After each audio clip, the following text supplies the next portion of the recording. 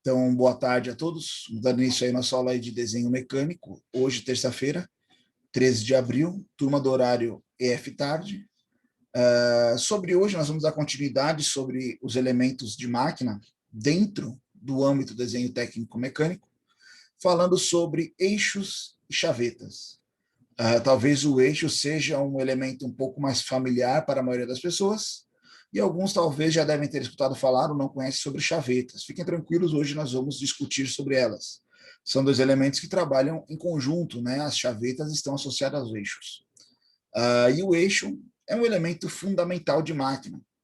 Tem várias aplicações, várias finalidades, e é geralmente um dos elementos móveis dentro do sistema.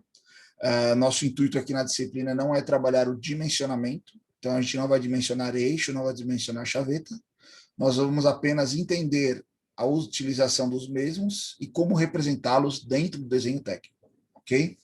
Então, como primeira atividade, assim como explicação, outro ponto interessante deve ser sempre levado em consideração, veja que são elementos que estão todos associados. Nós vimos lá, quando começamos a falar de elementos de máquina, primeiros elementos foram os elementos de fixação, porca, argoela, parafuso, né? Pino, rebite. Depois falamos ali de mancais e rolamentos. Hoje vamos falar de eixos.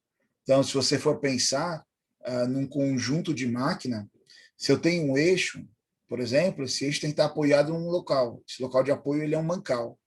Opa, já estudei sobre mancal de rolamento ou deslizamento, mancal de rolamento, um exemplo. Tem lá nosso mancal de rolamento. Mancal de rolamento ele precisa estar fixo alguma parte. Opa, elementos de fixação. E assim nós vamos evoluindo na disciplina e no assunto. Já já, as próximas aulas, vamos falar de elementos que estarão associados aos eixos. Então, se você pensar na escala hierárquica lá, por exemplo, quando a gente for falar de engrenagens, uma engrenagem está apoiada num eixo, o eixo está apoiado no mancal, o mancal está preso por um elemento de fixação. Veja que é uma cadeia que a gente vai estudando dentro desse sistema, ok? Então, dentro desse assunto, vamos começar falando sobre os eixos. O eixo, né, é um elemento mecânico, usualmente que pode ser estático, rotativo ou oscilante. Vou já explicar para vocês essas caracterizações. Usualmente de seção circular, tá? Onde são montados elementos mecânicos de transmissão ou que transmite movimento entre pontos distintos de sua seção. Vamos explicar essa frase. Primeiramente, um eixo ele pode ser fixo, estático, parado, um eixo de bicicleta. O eixo da bicicleta ele está parafusado e parado lá, as peças giram em torno dele, né? Rotativo, o eixo do motor elétrico, por exemplo, que o eixo está em constante movimentação lá para transmitir a potência. Ou oscilante. O que é um eixo oscilante? É o eixo de uma gangorra, né? O eixo ele não dá um período completo, ele não faz uma revolução completa, ele fica trabalhando só um período ali, oscilando. Um pêndulo, né? O eixo de um pêndulo. Então ele é um oscilante. De seção usualmente circular, não necessariamente todo o eixo ele é circular, pode ser quadrado, sextavado, ovalizado, tem várias geometrias, onde são montados elementos de máquina para a transmissão. Os eixos podem ser fixos, trabalhando como apoio, né, estáticos, sujeitos apenas à flexão, ou eles podem ser móveis, oscilando ou girando, né, movimento rotativo. Aí estariam sujeitos a outros elementos, outros esforços, como flexão e torção, ou a combinação dos dois, a flexo e a torção. Quando fixos, se apoiam nos locais chamados de apoio, existem regiões de apoio do eixo, quando são apoiados sobre mancais ou moentes, moente é o nome técnico também da região do eixo, aonde ele encosta no mancal, que podem variar conforme a sua aplicação. Então, hoje nós vamos falar algumas características geométricas do eixo, pontos importantes, destaques dentro do desenho técnico que deve ser especificado quando você projeta ou detalha um eixo. Tá? Lembrando que nossa aula é bidirecional, qualquer dúvida, questionamento, é só comentar. Então, vamos lá. Para caracterizar os eixos, né, ele está associado à sua aplicação. O que é um eixo simples? Um eixo simples, ele pode ser fixo ou estar em rotação, tá? Servem apenas para apoiar as peças, móveis ou oscilantes. mas não transmite potência ao longo do seu corpo. Como assim? Um eixo simples, ele está ali estaticamente parado, ele pode girar, mas ele serve apenas como apoio, ou seja, ele está sujeito apenas à flexão, à flambagem. Se eu estou apoiado nas minhas extremidades e tenho um apoio central, eu tenho uma tendência à flambagem. Se eu estou apoiado apenas uma extremidade, recebendo a força na outra, eu também tenho uma flexão ali que esse eixo pode sofrer. O eixo fixo é um elemento não rotativo ou rotativo, usado para suportar elementos girantes, como, por exemplo, coloquei aqui o eixo da bicicleta, a ponta de eixo de um skate, aqui, ó, um truque de skate, onde aqui a gente coloca, fixa a rodinha, a roda gira em torno do eixo. O eixo é estático, ele é parado, né? E diversos outros equipamentos. Então, trouxe exemplos aí mais da nossa infância, ou dia a dia, talvez, para muitos, tá? Então, esse seria um eixo simples. Já um eixo árvore, que a gente até falou lá, quando a gente falou de mancais, o que é um eixo árvore? Ou puramente árvore dentro da mecânica? São aqueles que transmitem movimento de torção, transmite potência ao longo do seu corpo. Como assim? Você tem numa extremidade aqui uma polia ligada a ele, e você percorre ali o eixo, na outra extremidade você tem um outro elemento de transmissão de potência, uma correia, uma engrenagem, né? E aí, por exemplo, a engrenagem recebe potência de algum elemento externo, transmite ao longo do corpo até chegar à polia. Ou seja, esse eixo árvore, ele está associado, além da flexão de montagem estrutural dele, à torção. Porque, querendo ou não, do ponto que você transmite a potência para o ponto que você recebe, existe uma variação de posicionamento ali, né? É uma força reversa, um atrito, e aí você tem a pequena torção no que o eixo está sujeito. Ou seja, ele trabalha tanto a flexão quanto a... Está sujeito, né? Tanto a flexão quanto a torção. O eixo rotativo é um elemento que transmite potência ou movimento rotativo, né? Ó, através de polias, engrenagens, correntes, correias e assim por diante. Então, os eixos são classificados nessas duas formas. Ou ele é um eixo André, livre. Opa, pois não, Ivan? André, o eixo cardan, como é que o senhor... Ele é um eixo árvore, né? Árvore, né? É, Certo. porque ele transmite potência de uma extremidade à outra. Show. Entendeu? Então, um lado do cardan está ligado ao motor, que vai transmitir o torque. Esse torque vai fazer todo o eixo torcer ali, né, ó, até a caixa de transmissão. Então, a potência está associada dentro desse eixo. Ele sofre ali torção. É só a gente pensar e analisar o comportamento dele de trabalho. Se fosse um eixo, por exemplo, ó, vamos pegar um carro popular, um carro normal, um Gol, tá? O Gol ele tem tração dianteira. As rodas de trás, ele tem um eixo lá estático, parado, que a roda está apoiada sobre ele. Aquela roda ela só gira. Ou seja, ele é um eixo simples, né? Ó, opa, ele é um eixo simples. Só tem o apoio do cubo e a roda gira em torno dele.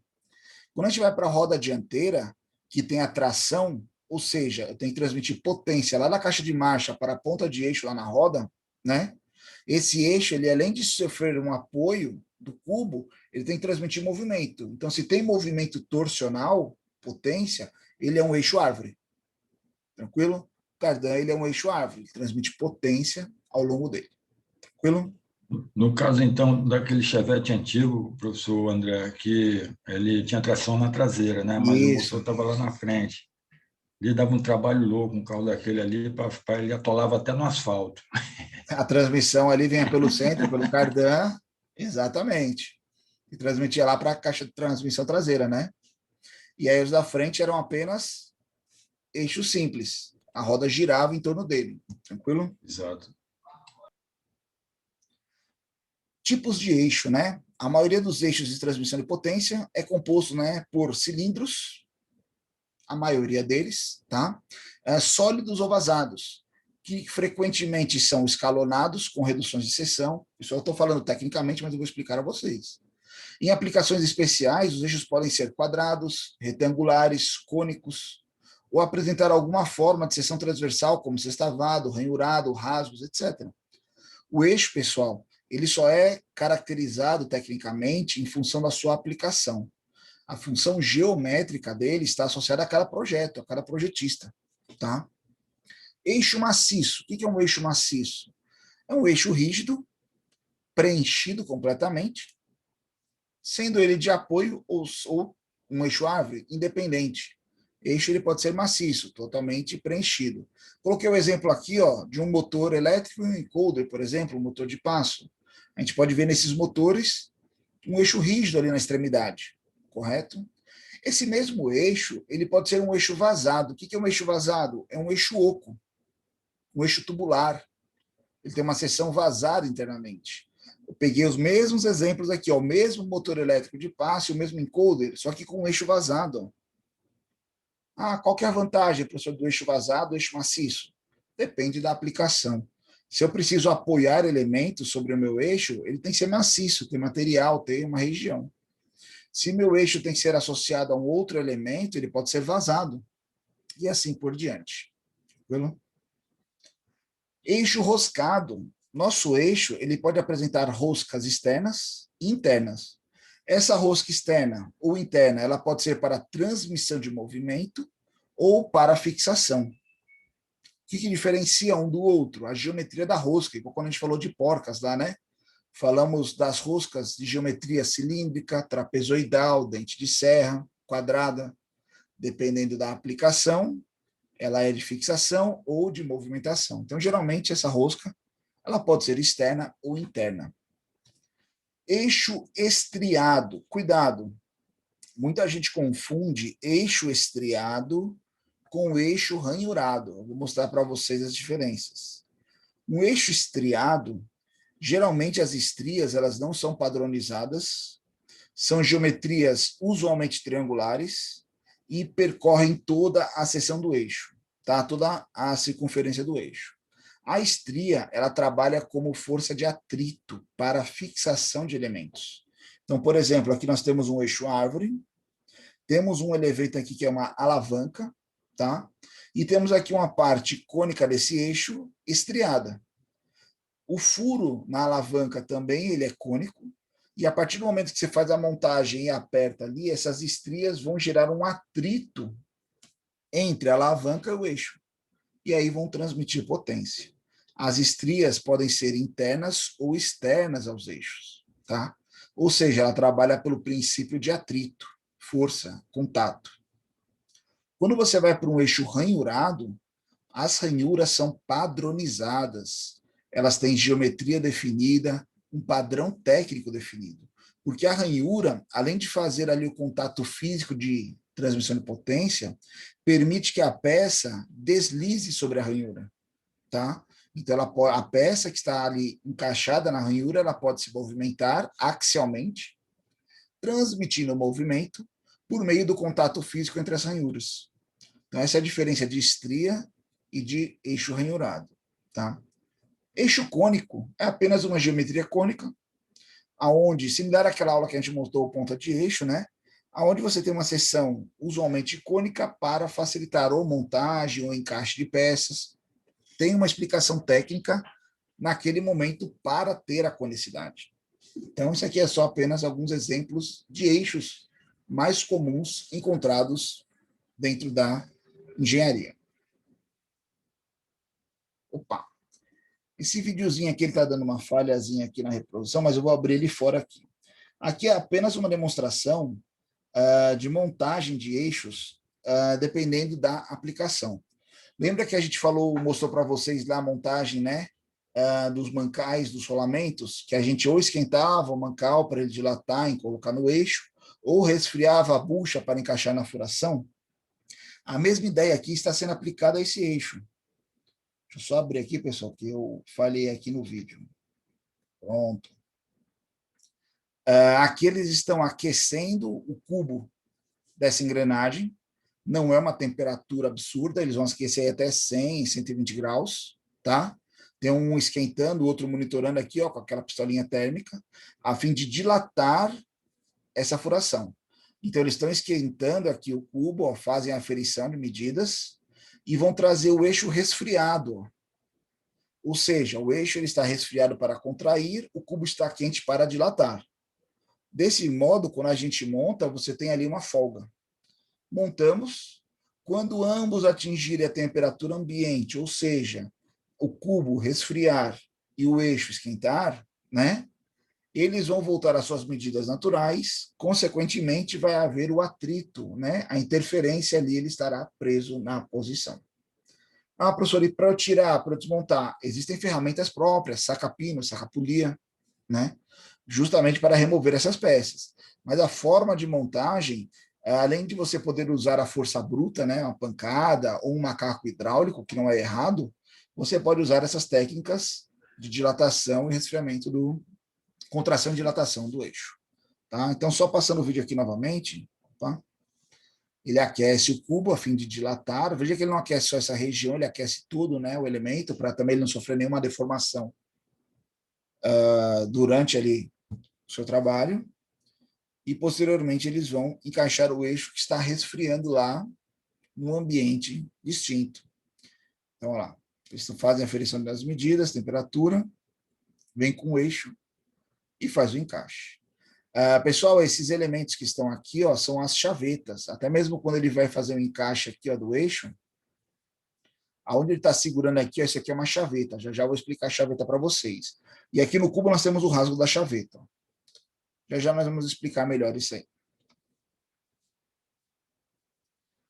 Dentro dos tipos de eixo, o eixo, geometricamente falando por si, dentro do projeto, existem geometrias particulares que têm uma fundamentação técnica, o porquê delas. Não é aleatório, não é por beleza. Então, por exemplo, né, quando você pega um eixo, usualmente, alguns deles têm um chanfro aqui na extremidade. O que é o chanfro? É aquele entalhe reto, né? Ele é uma conicidade na extremidade ali, um plano inclinado, que tem a função de facilitar a montagem dos elementos. Então, geralmente, essa conicidade ele ajuda a centrar ali a peça na hora da montagem. Tá? Geralmente, ele está nas extremidades dos eixos. Raio de arredondamento, nosso famoso fillet. Ah, professor, por que eu coloco um fillet aqui? Só para ficar mais bonitinho, mais arredondado? Pode ser que sim, mas o fillet ele também tem uma explicação técnica para a redução das concentrações de tensão. Como assim?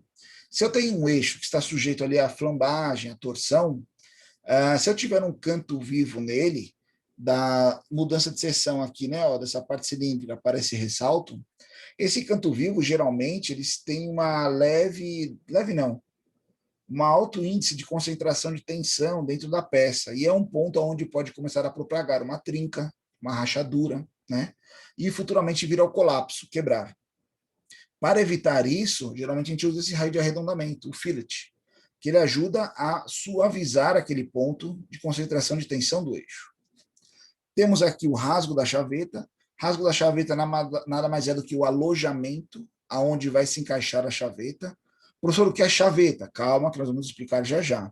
Mas só para vocês saberem que no eixo tem uma região onde vai ser encaixado a chaveta. Alojamento da chaveta, rasgo da chaveta, tem vários nomes técnicos dependendo da região do Brasil. Assento. Assento é uma região do eixo, onde geralmente ela tem uma tolerância dimensional bem específica, no qual aonde vai ser a região de contato com os outros elementos, que pode ser um mancal, pode ser um rolamento, pode ser uma engrenagem.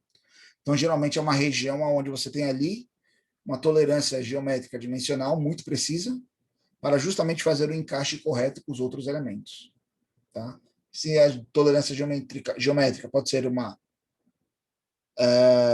esqueci só o nome. Uma interferência, uma folga. Então, isso aí vocês vão aprender em metrologia. Aqui é só um ressalto que pode ser um esbarro, um encosto do eixo. Então, dependendo da aplicação do eixo, existem diversas formas construtivas, geométricas, e o porquê dessas seções. Aqui nós colocamos a aplicação de alguns eixos para vocês entenderem a geometria, a análise de qual os esforços do que ele está sujeito e qual que é a função do eixo e dos elementos associados a ele. É muito interessante essa parte. Então, na maioria dos casos, a posição das engrenagens, polias, rodas dentadas, né, os elementos associados aos eixos, rodas dentadas e mancais de suporte ao longo do eixo são ditadas pelas especificações operacionais da máquina. Então, cada elemento está posicionado em função de um projeto, em função de uma demanda, necessidade daquele equipamento. A distribuição inicial desses elementos é o primeiro passo para o projeto de um eixo. Então, vamos lá. Veja que aqui o nosso eixo é esse elemento aqui, ó, interno. Tem aqui o pontilhado, ele vem até aqui, onde ele está associado a um acoplamento. Acoplamento é o elemento de transmissão de potência. Elemento de máquina de transmissão de potência, nós vamos aprender ainda nas aulas mais para frente, daqui umas 2 semanas, eu acho, 3, tá? Então, vamos lá. O nosso eixo aqui, ele é um eixo árvore. Por que ele é, como eu sei que ele é um eixo árvore?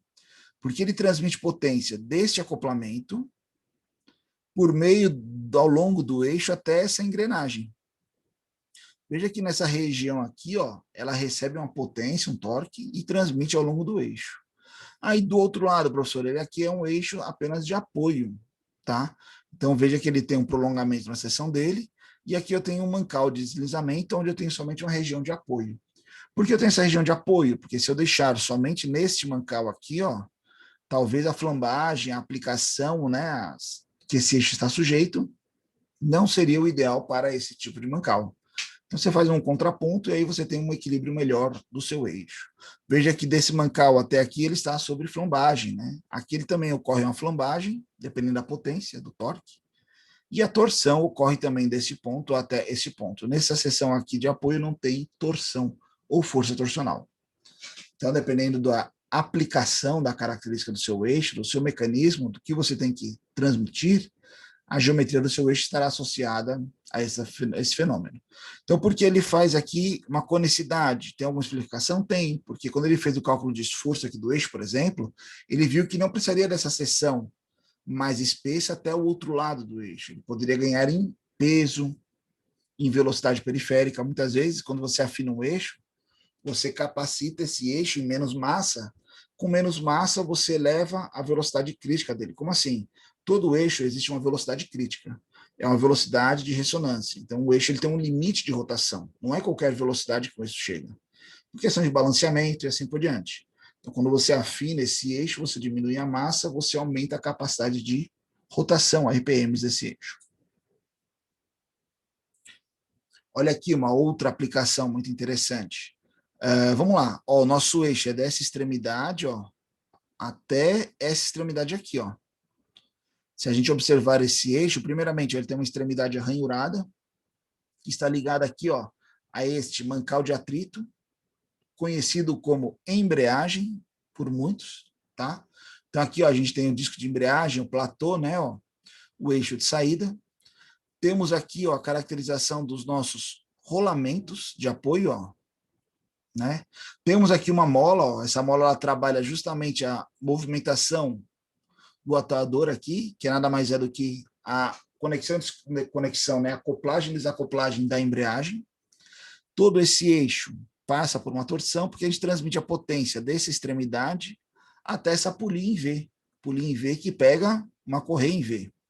Então veja que a potência é transmitida daqui dessa parte da correia até a outra extremidade do eixo que tem a ranhura, ou vice-versa, da ranhura para a polia. Então, está aqui a geometria ao longo da funcionalidade. Veja que nosso apoio está ocorrendo nas extremidades, mas aqui ele é monoengastado, ele é monoapoiado, ele só tem apoio de um lado, ou seja, ele estará sujeito a uma flambagem maior do que essa região que está duplamente apoiada. Ok? Esse aqui também ele é bem interessante. Então, olha aqui o nosso eixo, ó, né? Ele tem um esbarro, região do assento, os moentes aqui, ó, e aqui ele tem um outro elemento, parte do eixo, que está associado a uma roda dentada motora. A roda dentada é aquela corrente ou coroa de engrenagem de bicicleta, né? A coroa da bicicleta. É denominada tecnicamente como roda dentada. Então, aqui ó, ele transmite potência dessa roda dentada ao longo do eixo até esse volante. Volante, professor, volante de carro? Não. Volante, pessoal, tecnicamente na mecânica, é uma roda de inércia, a gente chama. O que é uma roda de inércia? É uma roda aonde você vai colocar ela numa velocidade elevada, e a partir do momento que você precisa de um torque de momento, um pico de torque, em vez do motor jogar esse torque, você usa a roda de inércia, a energia contida nela para dar esse pico de corrente, esse pico de torque, esse pico de potência. Por exemplo, tem uma máquina chamada guilhotina dentro da engenharia mecânica, que corta material. Ela tem um motor elétrico e uma roda de inércia.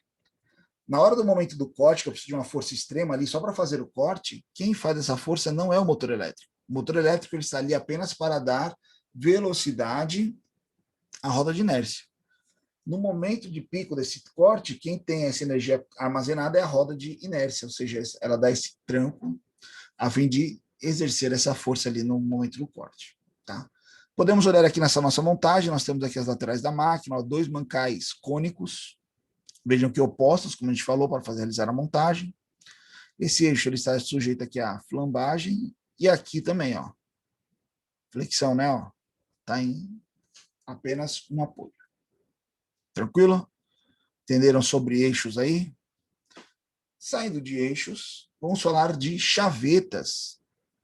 Pessoal, o que é uma chaveta? A chaveta ela tem um papel fundamental dentro da engenharia, dentro do processo de fabricação e construção de máquinas. Tá? Chaveta é um elemento mecânico fabricado em aço, com geometrias que podem variar conforme suas características de trabalho e tipo de esforço no qual ela estará submetida, porém, todas elas são normatizadas. Sua finalidade é realizar a ligação de 2 componentes mecânicos a fim de transmitir movimento. Vamos lá.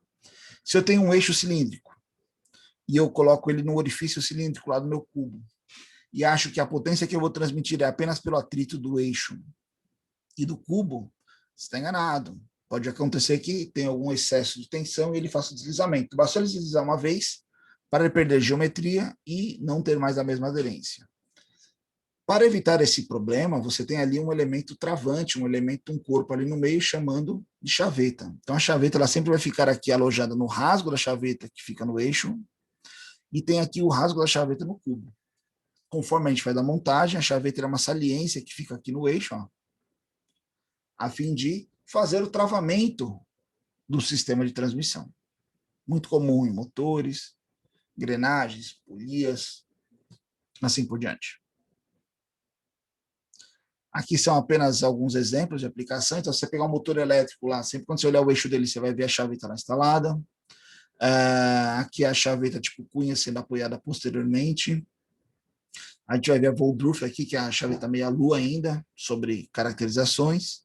Então, tem várias características e aplicações da chaveta. Dentro das classificações, nós temos 3 tipos. A de cunha, paralela e em disco, ou meia-lua ou Woodruff, que a gente chama, meia-lua.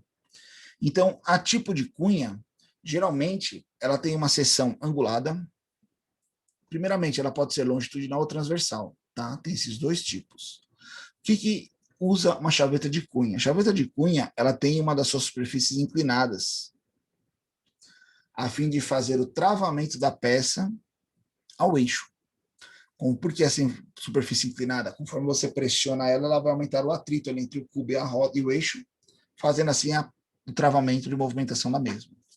Algumas dessas chavetas podem apresentar cabeça ou não, dependendo da aplicação, e essa inclinação está no percentual geralmente de 1%, ou seja, uma pequena inclinação, ínfima inclinação, apenas para gerar o atrito conforme ela é inserida no ambiente.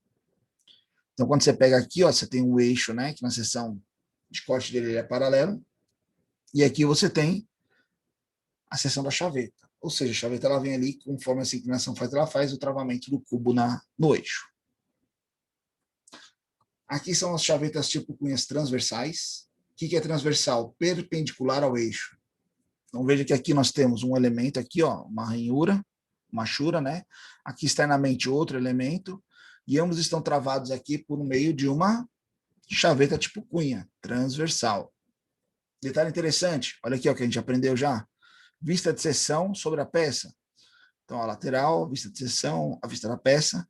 Eu vi que ela é uma peça que tem uma região inclinada, mas ela tem os lados abaulados. Sim, porque na hora que eu faço esse furo para o encaixe da chaveta, a ferramenta de corte ela é cilíndrica, então as extremidades elas ficam arredondadas. Tá?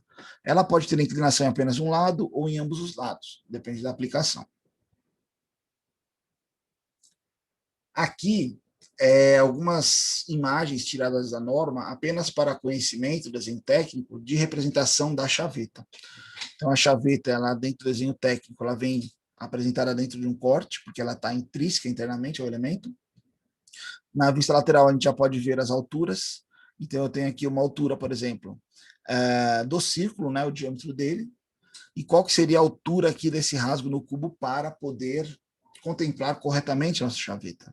Mesma coisa eu rebaixo aqui no eixo, né? Esse rasgo que abre. Esse diâmetro, esse comprimento, essa profundidade está diretamente associada ao tamanho da chaveta. Aqui é só uma tabela de especificação de chaveta, eu não vou falar sobre ela agora, eu vou falar no próximo exemplo, que vai ficar mais claro, tá? Chavetas planas ou chavetas paralelas, né? Essas chavetas têm ênfase paralelas, portanto, não tem inclinação. A transmissão do movimento é feita pelos ajustes das faces laterais e das faces de rasgo da chaveta. Isso aqui é uma coisa muito interessante. Fica uma pequena folga entre o ponto mais alto da chaveta e o fundo do rasgo do elemento conduzido. Vamos lá.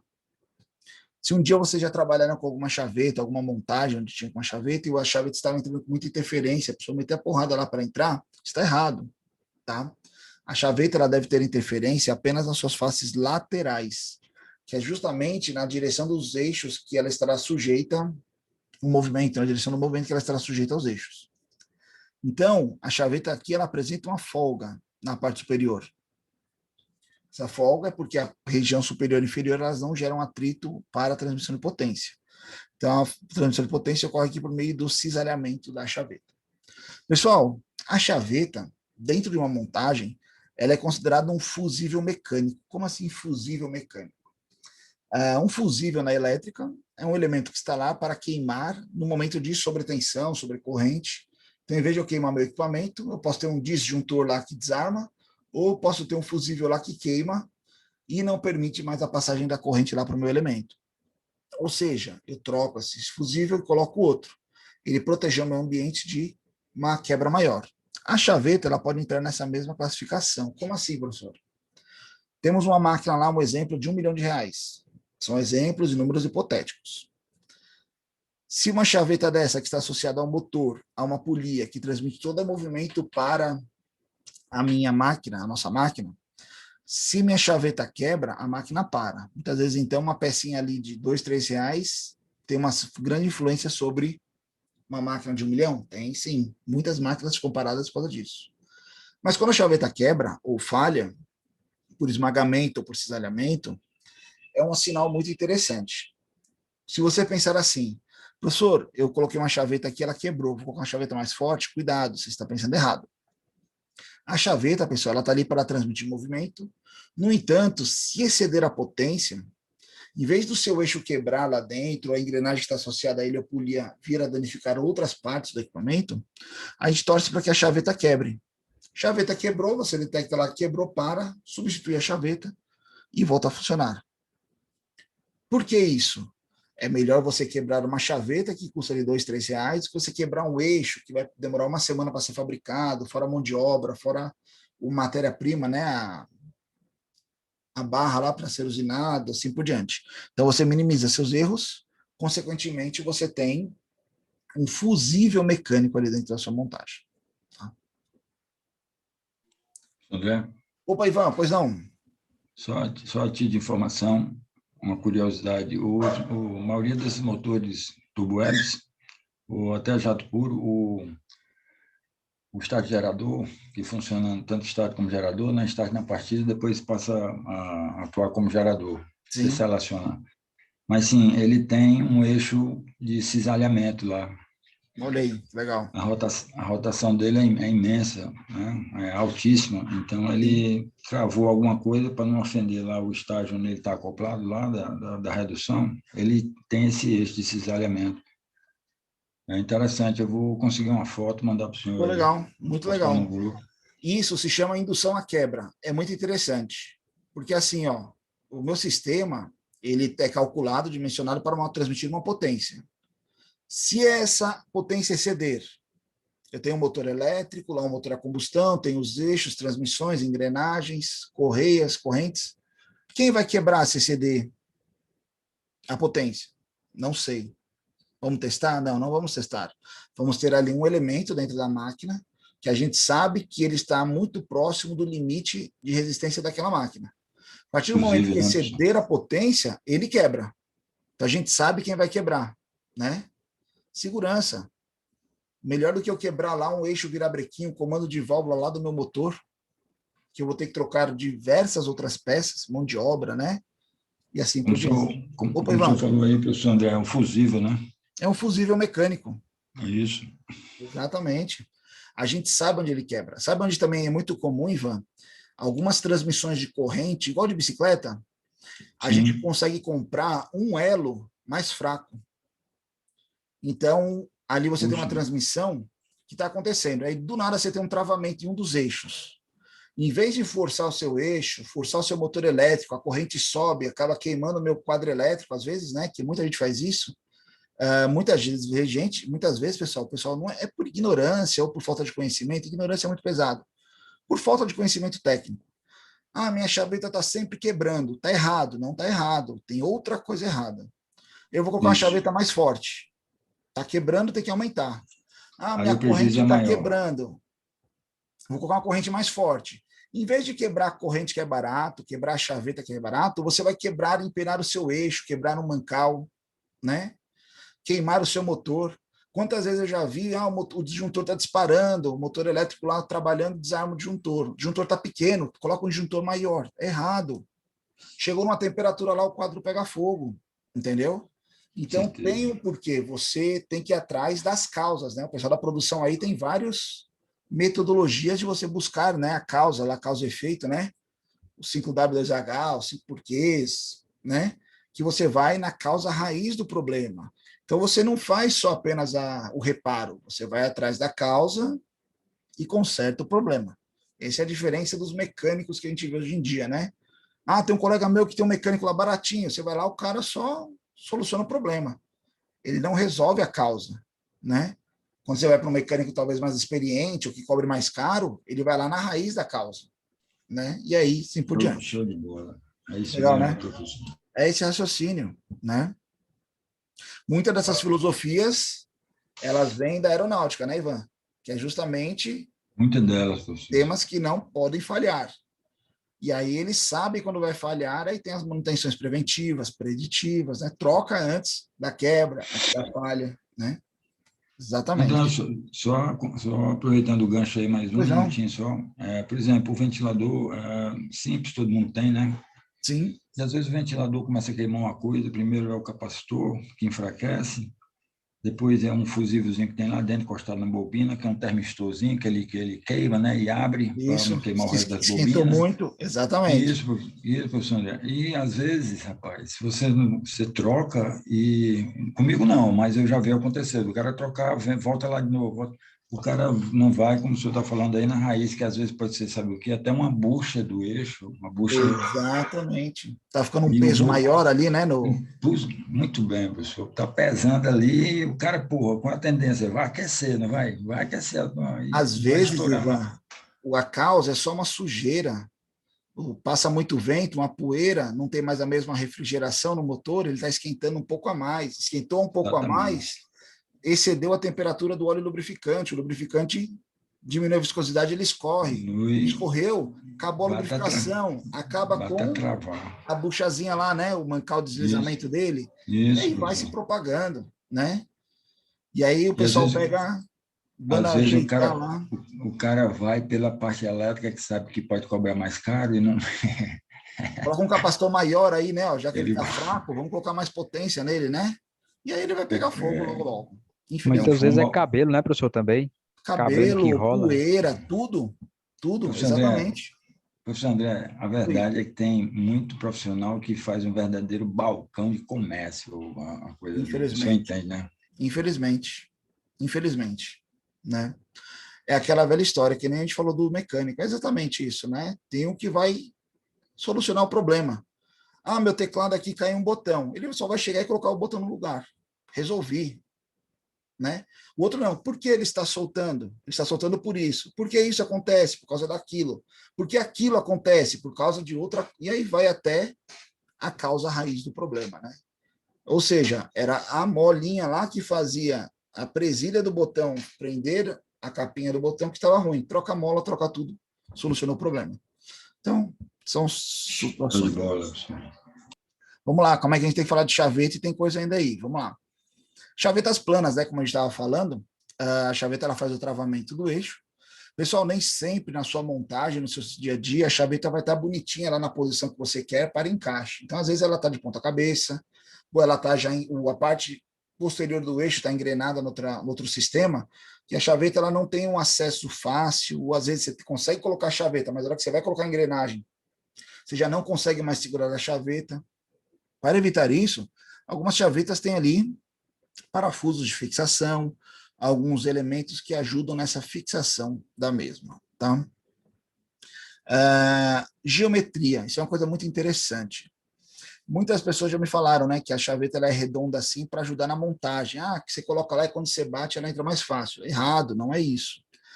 Vou botar até uma imagem aqui, ó. Quando você faz o rasgo da chaveta no eixo, o rasgo da chaveta, ele é feito por uma fresa. A fresa é uma ferramenta de corte que vocês vão aprender lá em usinagem ou em PP2, né, em projeto de construção. É uma ferramenta de remoção de material, cilíndrica. Então, conforme ela gira para remover o material, ela faz uma seção circular. Como a gente faz um rasgo alongado, ela é um oblongo, né? É um rasgo alongado com as seções cilíndricas na extremidade. E a chaveta, muitas vezes, ela tem essa geometria apenas para encaixar nesse orifício. Mas, tecnicamente, quando vocês forem aprender lá a fazer o dimensionamento da chaveta, hoje a gente vai ver a especificação da chaveta, mas se calcula o comprimento dela posteriormente, em função do material, resistência. A área útil da chaveta é só esse quadrado aqui, ó, que está aparecendo em vermelho aí para vocês. Essa parte da meia-lua aqui, ela é desprezada nos cálculos. Então, sua chaveta ela pode ser meramente quadrada ou ter os cantos abaulados apenas por comodidade de encaixe lá no seu sistema, tranquilo?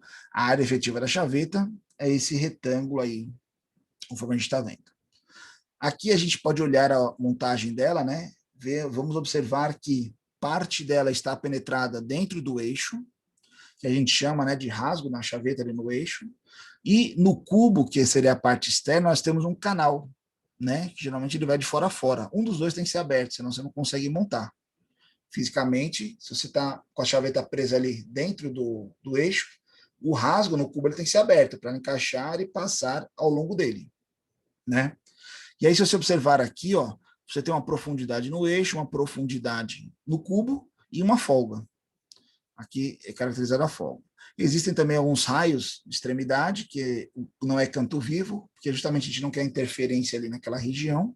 E o contato da chaveta ela é nas laterais, não é em cima e embaixo. A chaveta plana, tá? Se fosse tipo cunha, não. Ela é em cima e embaixo, tanto que ela é inclinada, né, para ter esse contato. Quando a gente vai especificar uma chaveta, existem diversas tabelinhas já normatizadas para isso. Então, eu vou só aumentar essa tabela aqui para vocês entenderem. Por exemplo, algum colega aí fala um diâmetro de eixo aí de 10 a 200, um valor aí, um diâmetro, por favor. À vontade. 117. 117, legal. Temos um eixo de 117 milímetros de diâmetro. Qual o tamanho da chaveta dele? Aqui, ó, toda vez que vocês verem uma tabela, um gráfico, não se assustem, eles são nossos amigos, eles já dão as perguntas e as respostas. Então, aqui, qual que é a primeira pergunta dele? Eixo. Qual o diâmetro do nosso eixo? Deixa eu só colocar a ponteirinha vermelha aqui, ó. Aí ele tem aqui D até. 117 está em qual faixa? Aqui, ó, de 110 a 130. Então, dentro dessa faixa de variância de 110 a 130, nós vamos usar uma chaveta 32 por 18. Esse aqui é, é o tamanho nominal da chaveta. O que é o 32? Corresponde à base dela. Então, ela tem uma largura de 32. E o 18 corresponde à altura dela, 18 milímetros. Se a gente analisar ela aqui, ó, só um instante. Vamos pegar, ela está dentro dessa faixa aqui, né, ó. Então, marquei aqui para a gente poder observar. Então, ela tem 32 por 18. Professor, e o comprimento dela? Isso vocês vão aprender lá em elementos de máquina. O cálculo de potência capaz que ela vai ser capaz de transmitir, está associado ao comprimento e ao material dela, tá?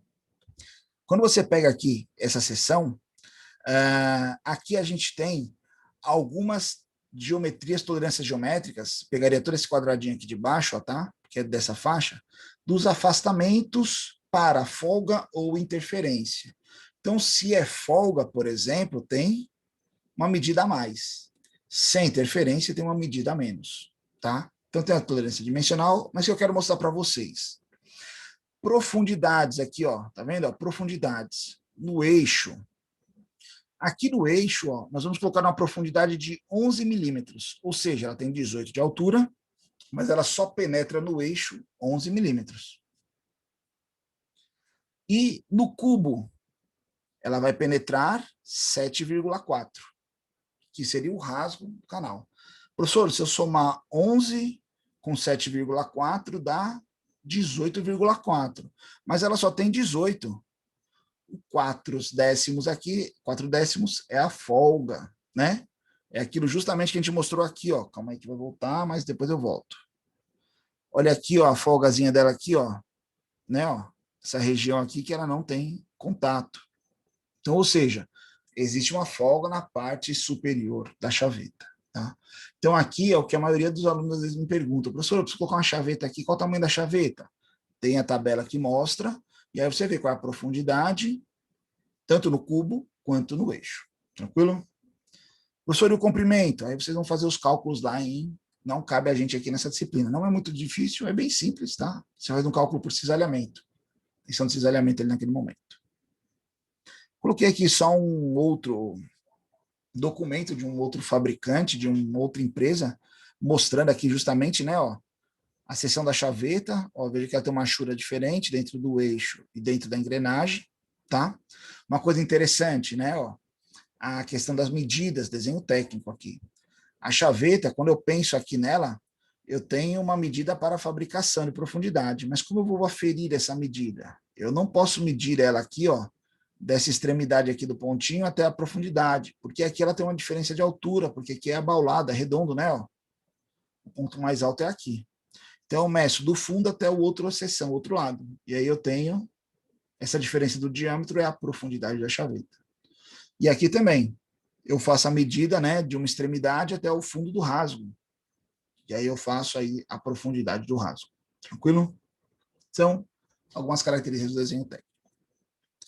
Chaveta em meia-lua disco, ou a Woodruff, que a gente chama, né?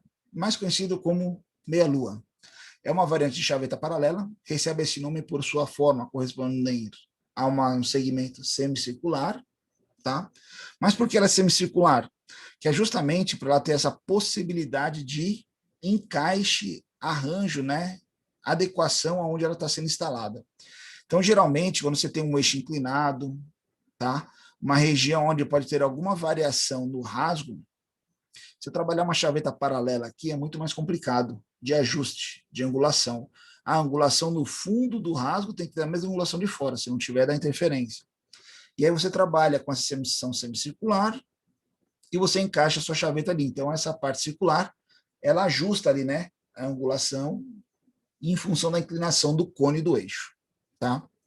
Bem aplicada, geralmente você vê em bombas de eixo cônico.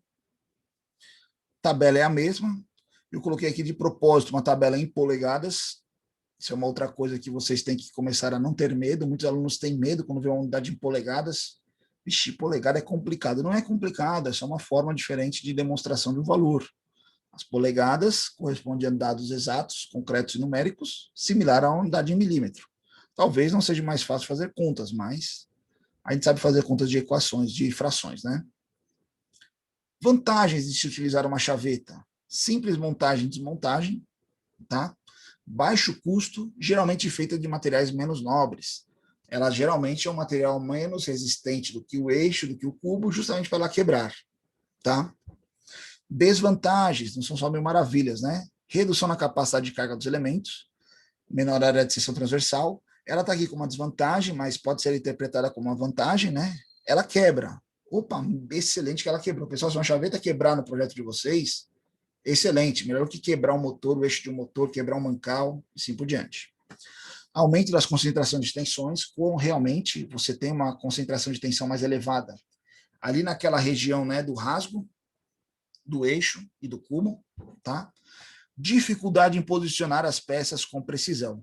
Isso aqui é uma briga às vezes. Então, como eu falei para vocês, às vezes seu eixo já está parado numa posição que ele tem que ficar, e aí para você encaixar sua engrenagem ali não é tão fácil, seu elemento, em função da posição da chaveta, muitas vezes espaço disponível. Então, é uma montagem que requer um pouco mais de atenção, porque você tem que posicionar um elemento antes da montagem do segundo. E aí, essa sequência, às vezes, não é simples de ser feita. Tranquilo? Possíveis falhas, né? As falhas mais prováveis que as chavetas sofrem. Se o torque for constante, tá? Esse aqui já é na parte de dimensionamento. O coeficiente de segurança é calculado pelo quociente entre a tensão de escoamento do material e a tensão de cisalhamento atuante na chaveta. Então, a relação entre o limite de escoamento do material, a ruptura, né, e o cisalhamento dela, a tensão de cisalhamento, é justamente o seu coeficiente de segurança dentro de um dimensionamento de chaveta. Se a variável no tempo, o enfoque será calcular os componentes média e alternada a tensão de cisalhamento, está só escrito errado aqui. A média entre alternada a cisalhamento, né?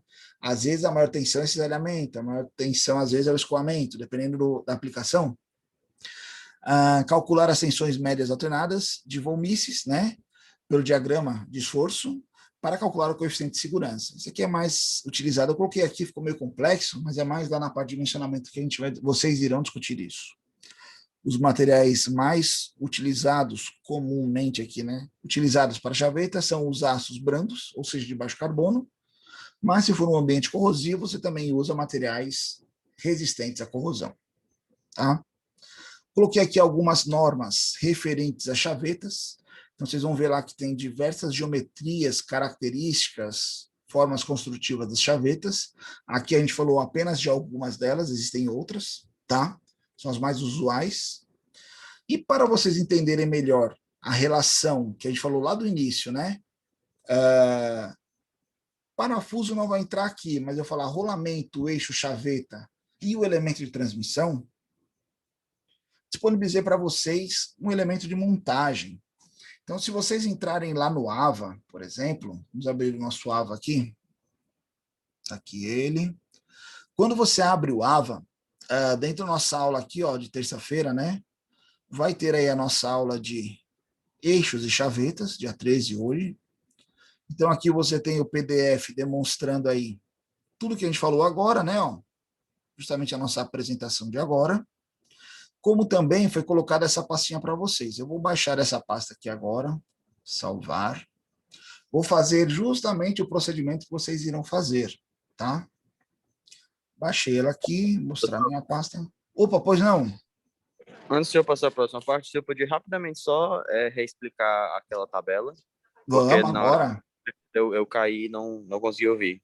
Pô, legal, tranquilo. Só baixei aqui, já a gente volta nela, então. Calma aí. Vamos lá, Loren. Fala um valor de um eixo de 10 a 100 milímetros. Um diâmetro de um eixo qualquer. 50. 50, legal. Temos um eixo de 50 milímetros. Até interessante esse ponto que você falou, mas a gente vai mostrar aqui. Se eu tenho um eixo de 50, qual o tamanho da chaveta que eu tenho que usar? Veja que aqui no nosso na coisa, eu vou só aumentar ela aqui, ó. Só um instante. A outra tela é maior. Pronto. Quando a gente fala aqui de eixo, nós vamos falar então do eixo, ó. Eixo, diâmetro. Qual é o diâmetro do eixo? É uma faixa de até. Como você falou 50, a gente tem uma faixa aqui de 44 a 50 e de 50 a 58. Fica a seu critério escolher qualquer uma das duas, tá? A variação vai ser um pouquinho, um vai ser maior do que o outro, 1 milímetro, 2 milímetros maior, mas fica a seu critério. Vamos pegar aqui a maior, de 50 a 58. Então, se o seu eixo tem 50, eu vou pegar essa faixa aqui, ó. Vou marcar até o final aqui, ó, só para a gente poder analisar os dados, tá? Então, o nosso eixo tem 50. A chaveta técnica que eu preciso comprar, que é a seção dela, ó, a nomenclatura da chaveta vai ser uma chaveta 16 por 10. Então, se eu for lá, por exemplo, numa loja que vende elementos de ferragens, R. Chagas, a Piguana, a Dragão dos Parafusos, eu quero uma barra de chaveta 16 por 10. Ele vai te dar uma barra lá, geralmente de 25 centímetros, meio metro, dependendo da loja, tá? E aí você compra essa barra e corta no tamanho que você quer. 16 por 10 é a nomenclatura dela. Então, ela é 16 de altura, a base dela, desculpa, a largura, e a altura de 10 milímetros. Tranquilo? É uma chaveta nominal 16, tá aqui. Quando você for fazer aí, você tem já a sua chaveta pronta.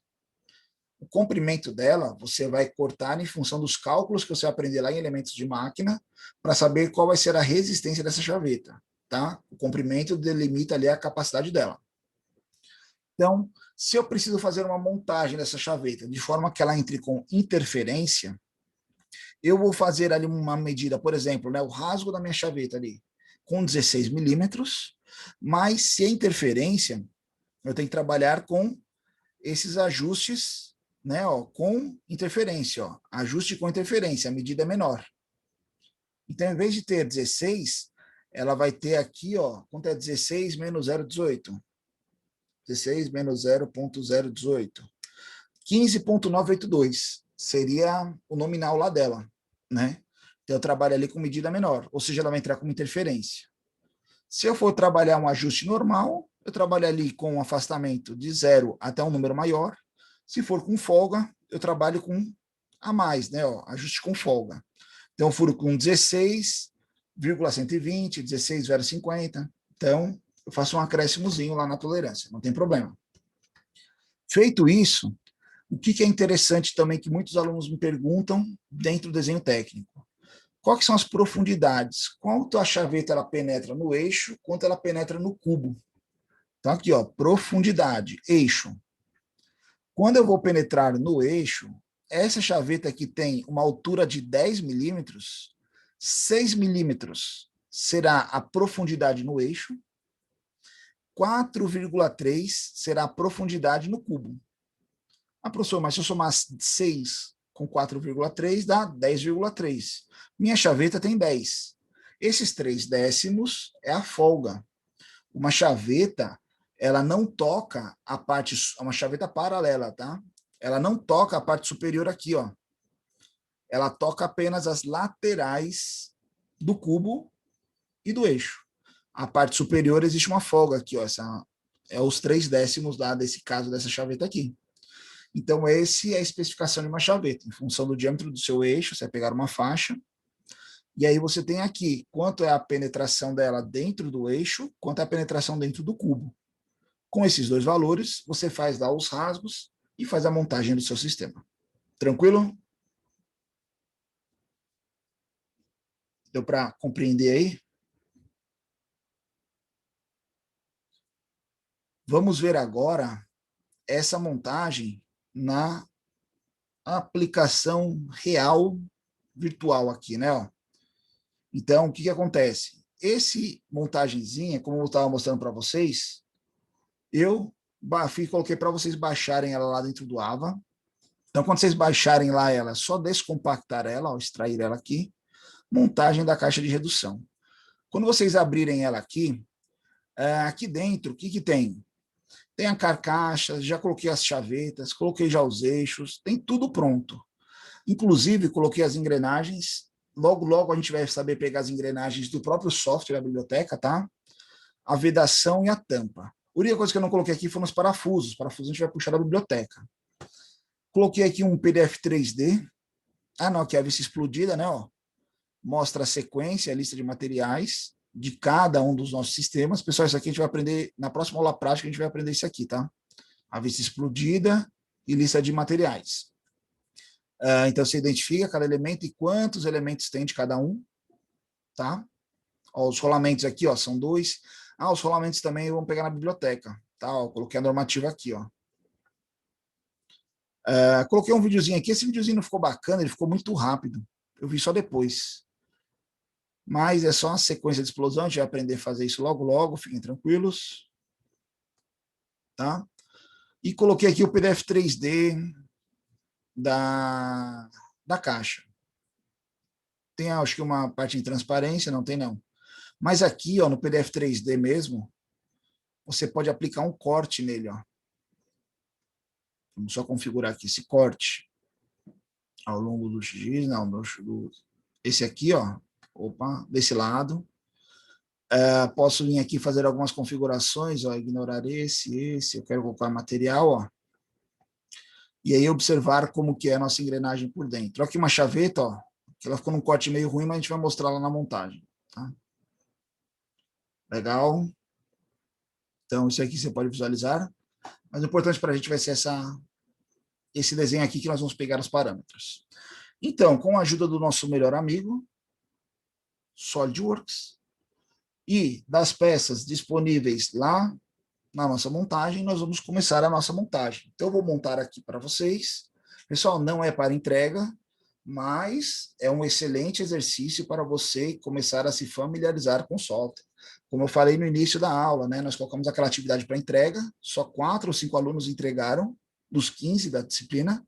É melhor vocês irem treinando, praticando, fazendo as atividades. Nosso intuito aqui é evoluir dentro do software. Então, cada dia que passa, é uma informação a mais que vocês recebem para conhecimento.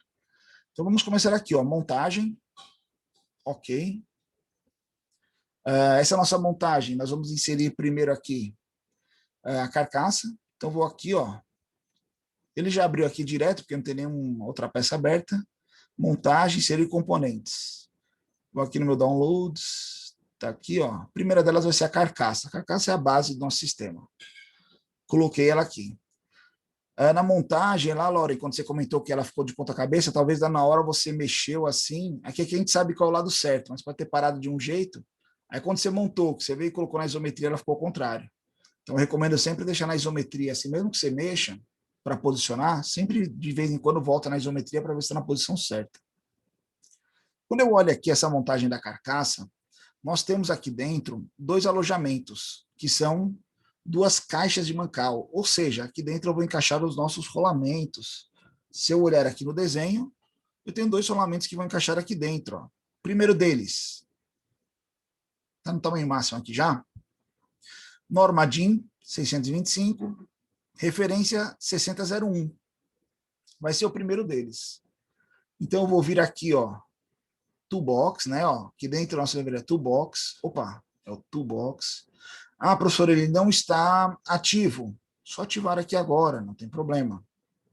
Aparecem as pastinhas, norma DIN, lá que ele falou, ó, 2 cliques no norma DIN. Já está aqui, rolamentos, 2 cliques em rolamentos. Nós vamos trabalhar rolamento de esfera, não é rolamento cilíndrico. Se você deixar aqui em cima, ele já vai mostrar as normativas aí, ó. O nosso é esse aqui, ó. Rolamento, contato radial, axial, angular. É esse aqui o nosso, ó, radial.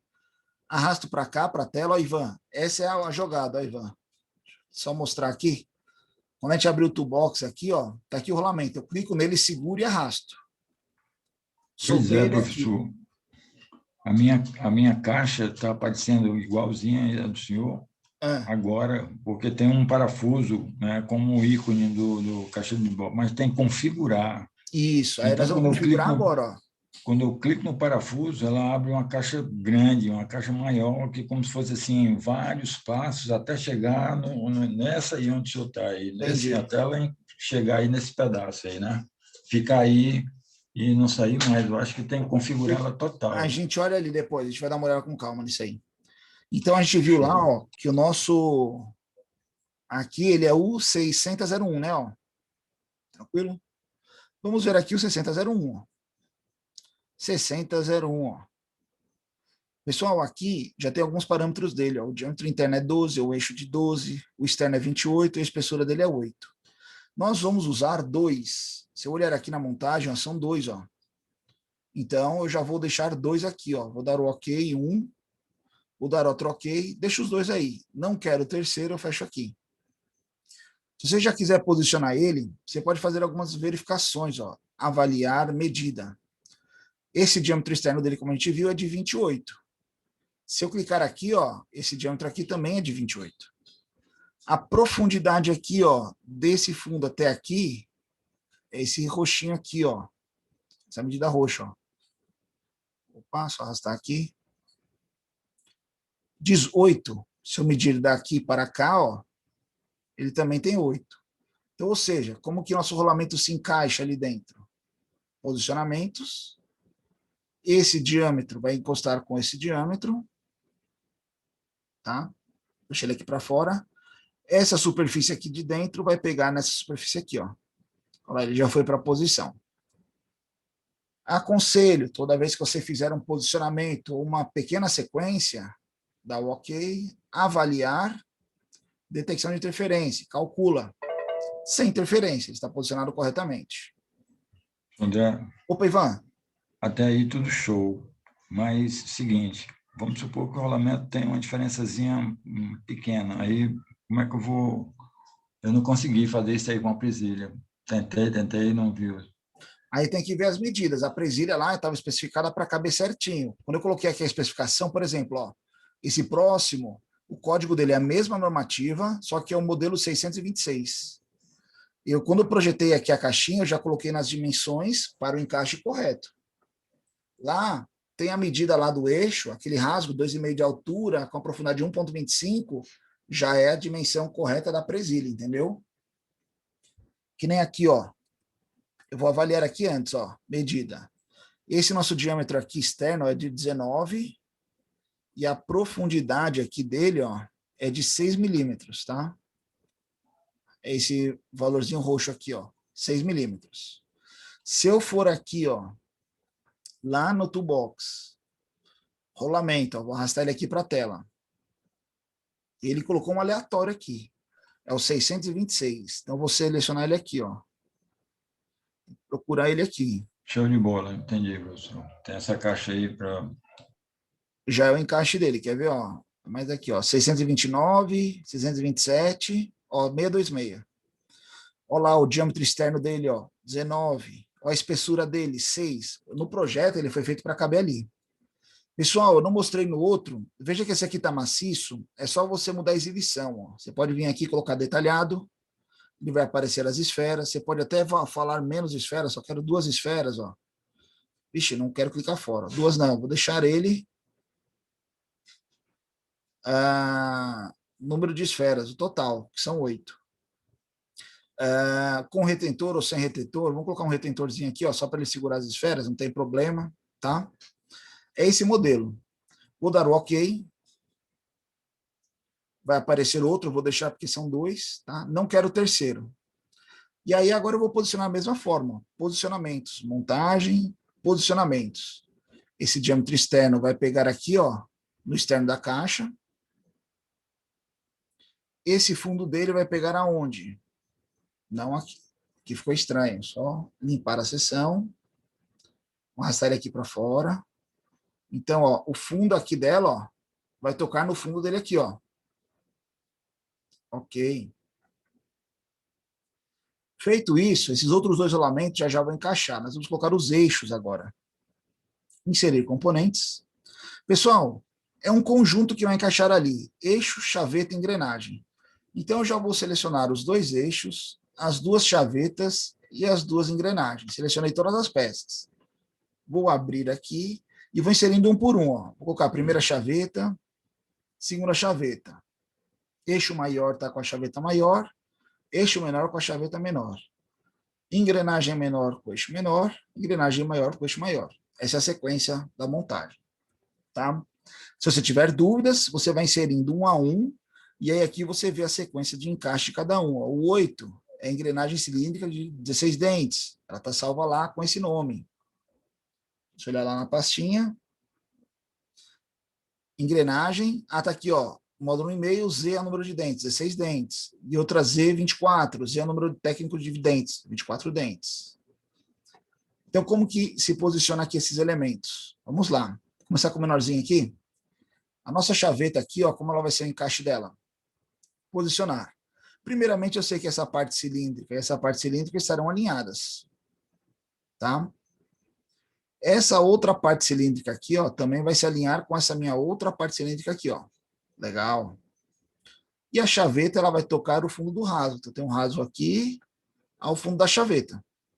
Ok, tocou lá. Essa montagem, ela vai se associar à engrenagem. Então, eu sei que esse eixo, o furo da engrenagem, está com o furo do eixo ali, né? Ó. Como que se encaixa a chaveta? A chaveta não é em cima, é a lateral. Então, a lateral da chaveta aqui, ó, vai tocar a lateral do meu rasgo aqui, ó. Tá? E aí, essa montagem, a gente sabe que a engrenagem aqui vai tocar esses barros aqui, ó, até aqui. Então, se a gente olhar aqui, ó lá a nossa chaveta lá dentro, ó. Se eu ser mais minucioso, olha a folga aqui, ó. Pessoal, tudo isso aqui foi tecnicamente, são elementos padronizados que eu já inseri para vocês. A gente vai aprender a inserir eles depois, mais para frente, tá? Vamos montar o segundo aqui, ó, parte cilíndrica com parte cilíndrica. Outra parte cilíndrica com outra parte cilíndrica. Fundo do rasgo com o fundo da chaveta. Esse diâmetro pega com esse furo. Essa lateral aqui, ó, do rasgo da chaveta com esse lateral do rasgo. Sabemos que essa face vai tocar essa face aqui, ó. Pronto. Montamos a outra engrenagem. Se eu tiver dúvidas, avaliar, detecção de interferência. Calcula. Sem interferência. Tá todo mundo na montagem correta por enquanto. Pessoal, se vocês olharem na carcaça, esse eixo maior ele é vazado aqui, o eixo menor ele é cego, ele é tampado, porque ele sai na tampa do outro lado. Então vamos posicionar primeiro nossa engrenagem. Vou falar que esse eixo, montagem, posicionamentos. Esse eixo estará alinhado com esse eixo aqui um furo aqui do rolamento. Desse lado não, ó, ao contrário. Ok. Vou afastar ele aqui. Eu sei que o rolamento, essa face do rolamento vai tocar aqui, ó. Essa parte aqui, ó, da nossa engrenagem. Foi lá para a posição, ó. Essa engrenagem. Legal.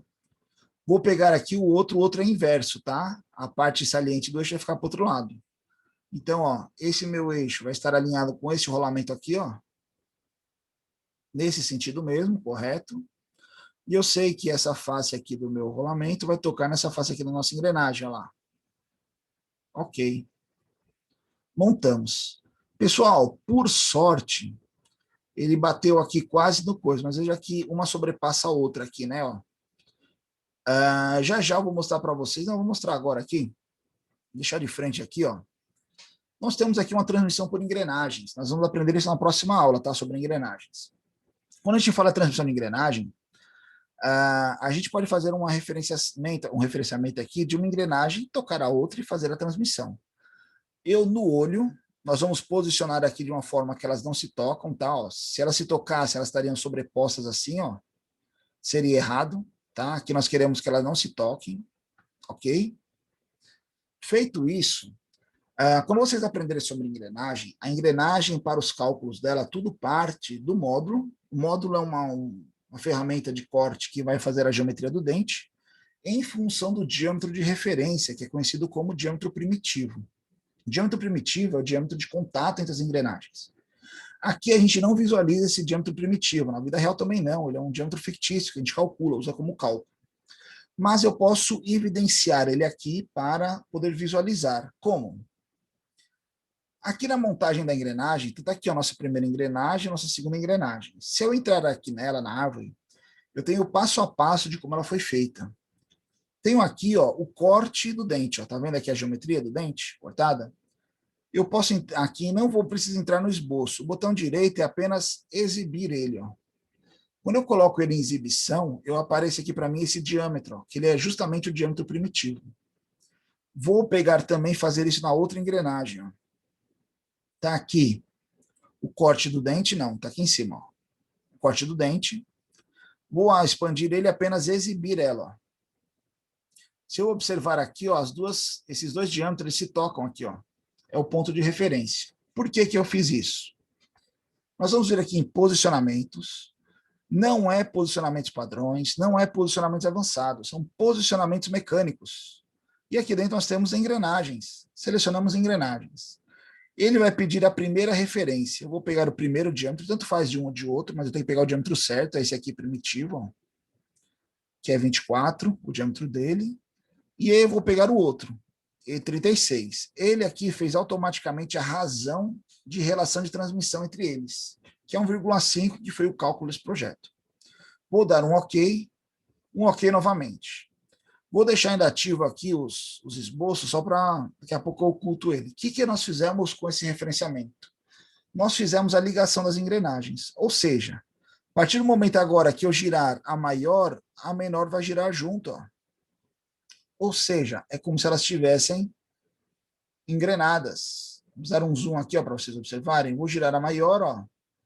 A menor vai girar junto, para qualquer lado. Se eu girar a outra, também, ó. Nosso eixo está ligado a uma chaveta, ou seja, se eu girar esse eixo aqui, ó, olha lá o outro eixo girando. Talvez dificilmente vocês vão ver aqui, ó, mas vocês vão identificar aqui pela chaveta. Ó. Se eu giro um, a outra chaveta gira junto. Ou seja, é o elemento físico de ligação entre os eixos. Quem permite a transmissão de potência é a chaveta, né? Para facilitar a nossa leitura, eu vou só ocultar novamente, não é deletar. Se eu deletar, ele dá um erro. Botão direito, ocultar, ó. Ocultei o primeiro. Vamos aqui no segundo, ó, botão direito, ocultar também. Pronto, voltamos à nossa estaca. Então, fizemos já nosso referenciamento da engrenagem aqui, ó. Não perdeu nada, ó. Se gira um, gira outra. O que nós precisamos para finalizar a nossa montagem aqui? A junta de vedação, a tampa e os parafusos. Então, vou colocar aqui, primeiramente, a tampa, porque nós vamos colocar aqui... Não, a junta de vedação, né? Junta de vedação. Sabemos aqui, ó, que ela vai pegar esse diâmetro e esse aqui, eles são coincidentes ali, né? Ó, concêntricos. Vou pegar esse outro aqui também, ó. Isso aqui é para evitar o vazamento, né? Ó. Ok. E que essa face toca nessa face. Legal. Vamos colocar a nossa tampa. Inserir componentes. Tampa. Tá aqui a nossa tampa. Opa, olha o alojamento dos rolamentos aqui, hein? Legal. Posicionamentos. Sabemos que esse diâmetro pega nesse diâmetro. Ok. Vou só afastar ele um pouquinho aqui para a gente poder visualizar. Sabemos que essa superfície toca aqui, ó, nessa superfície do nosso rolamento. Legal. E o segundo aqui, esse diâmetro dele vai pegar nesse diâmetro. O fundo aqui dele, ó, vai tocar no fundo da nossa engrenagem, do nosso rolamento, foi mal. Ok. Sabemos que esse furo do rolamento, ó, aqui ele é vazado, ó, justamente para o prolongamento do eixo. Ó. O furo do rolamento pega aqui, não é desse lado, ó, é o contrário, é só inverter aqui, ó. Ok. Sei também que, ó, esse furo pega aqui nesse eixo, né, ó. É onde ele encaixa ali. E que a tampa, essa face, vai tocar nessa face. Tampou aqui, né, ó, essa caixa. Para finalizar a tampa aqui, nós temos 2, 4, 5, 6, 7 parafusos. Que também está expresso aqui, ó. 7 parafusos, americano métrico, M3 por 16. Opa, então vamos lá. Vou pegar aqui o nosso toolbox. Cadê meu toolbox? É aqui em cima. Norma DIN não. Americana métrica. Toolbox, parafusos. Lá, pessoal, ele falou que era parafuso Allen. Eu mostrei para vocês. Ó. Parafuso Allen, M3 por 16. Então, vamos lá. Parafusos. Borboleta, pino. Opa, estou na norma DIN aqui, tá errado. A norma aqui, ó. Parafuso Allen, ó. Americano métrico. Parafusos, parafuso Allen. É esse modelinho aqui, ó. Arrasta ele para cá. Posso colocar ele aqui fora ou posso trazer ele aqui para próximo. Ó. Ele já vai pegar as referências da nossa furação. Olha lá, pegou. Vou montar ele aqui fora primeiro. Tá? Então, ó, ele é M3 por comprimento, 16. Ok. Posso deixar a rosca simplificada, posso colocar aquela rosca esquemática. Ó. Como ele vai ficar dentro, eu vou deixar ela simplificada mesmo. Ok. Tá aqui. Eu vou deixar esse aqui e vou aproximando esses. Ó. Vou aproximar aqui, ó, já pegou a referência. 1, 2, 3, 4, 5, Ei, André. 6. Opa, pois não, Rodrigo. Rodolfo, né? Rodolfo, foi mal. Se, por exemplo, eu antes de fechar a caixa, certo? Colocasse Certo. os parafusos, e encostasse a tampa, todos os parafusos Só iam para o seu cuidado, lugar? porque a profundidade aqui do parafuso, ó, quem determina para a gente, quer ver, ó? Aqui a gente vai ver o parafuso, ó. Só um instante. Cuidado que aqui, ó, esse encosto aqui do parafuso, ó, quem determina é a tampa. Então, se você colocar ele antes, talvez você não tenha uma referência de profundidade, entendeu? Mas, tecnicamente, é errado. É ideal a gente pensar sempre na montagem real. Como eu vou colocar primeiro o parafuso, depois a tampa, entendeu? O software permite que um passe dentro do outro lá, né? Mas na vida real, é melhor a gente pensar como a gente faz no dia a dia. Beleza, Tranquilo? tranquilo. Beleza?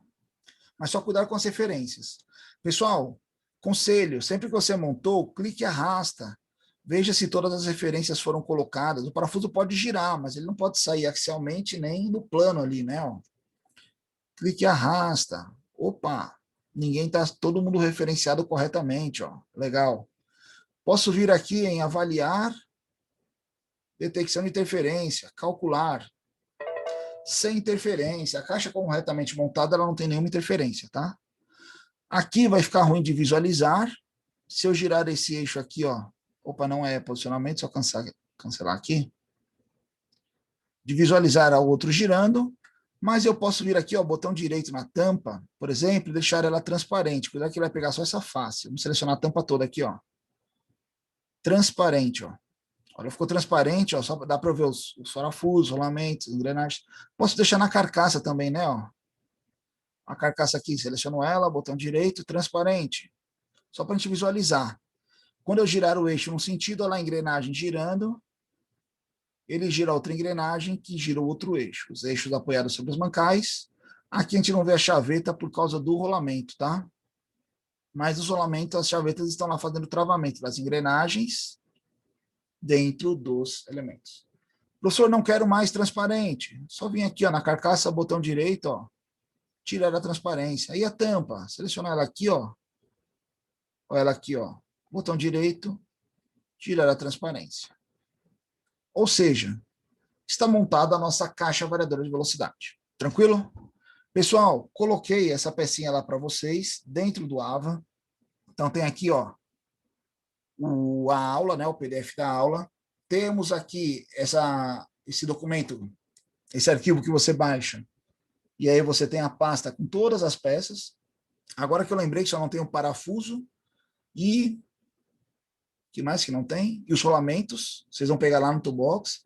Tem aqui a documentação demonstrando aí, ó, a referência, tá? No mais, alguma dúvida, algum questionamento sobre a aula de hoje? Tudo show, professor. Legal. Só um minuto. Foi até bom que eu peguei aí o pulo do gato aí, na hora De de inserir o classificar o elemento? parafuso. É a Pronto. janelinha que o senhor abre aí, porra, foi show, professor. É. Vai dar para... Ainda bem que tá tudo gravado aqui, né? Dá pra gente assistir novamente só aquele trechinho várias vezes e vai ajudar, né? Isso foi uma grande vantagem das aulas remotas. Pessoal, só colocar os nomes lá para a gente gerar a nossa frequência. Alguma dúvida? Algum questionamento? Professor, Opa, pois não. só uma dúvida. No sol, tem alguma forma de fazer aquela visão explodida de forma automática? Nós vamos aprender isso quinta-feira. Nós vamos fazer a explosão e a animação. Quer ver? Deixa eu ver se eu fiz aqui do... Só não sei se eu fiz, se eu deletei, só um instante. No material da aula... Não, já é o teórico.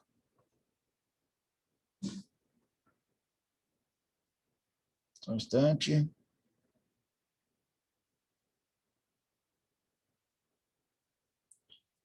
Tá abrindo um outro aqui, ó. Reconstruir. Esse aqui é o que eu fiz de teste aqui antes, né? Para aula. A gente tem aqui a explosão, ó. Então, por exemplo, ó, eu posso vir aqui na montagem, explodir. Eu já configurei. É justamente aquela imagem lá, ó, que vocês viram. A gente vai aprender a fazer isso aqui quinta-feira. Posso vir aqui, recolher. Ou, se eu sou um cara antenado, quero fazer uma divulgação do meu trabalho, redes sociais, mídias sociais, Eu posso fazer uma animação, né? Eu venho aqui, ó, botão direito, animar a minha explosão. E aí gerar um videozinho aí, ó, dela acontecendo passo a passo, ó. Né? Vamos dar um zoom maior aqui, ó. Opa, quero fazer o recolhimento dela agora. Olha ela aí recolhendo, ó. Então, isso aqui a gente vai aprender na próxima aula, tranquilo? Mas, pessoal, não adianta a gente aprender a explodir se a gente não sabe montar.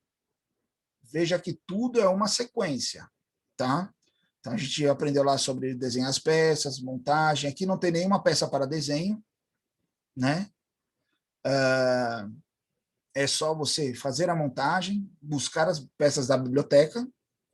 Então, vamos exercitar aí, porque a gente, daqui para frente, só vai evoluir na ferramenta. Vamos ver cada vez mais ações. Pessoal, se a gente passar o ano todo aprendendo sobre SolidWorks, a gente não aprende 1/10 do que ele é capaz de fazer. Tranquilo? Imagino, professor. Tem muito recurso. Tem muita coisa. Tranquilo, pessoal? Alguma dúvida? Andando depois da Tranquilo, chamada, eu professor. queria só dar uma palavrinha para o senhor aí, tá? Opa, não entendi, desculpa. Depois da chamada, se o senhor puder me dar um minutinho aí, só para o senhor me dar Vamos um toque agora. aqui, tá? Tranquilo. Pessoal, mais alguma dúvida? Qualquer dúvida, questionamento, crítica, sugestões, estamos sempre à disposição, nossos meios de comunicação, ferramenta Torpedo e nosso grupo do WhatsApp, ok? Pessoal, boa semana a todos, até quinta-feira. Então, quinta-feira a gente se encontra aí para aprender sobre lista de componentes, lista explodida. Até mais. Valeu, boa noite.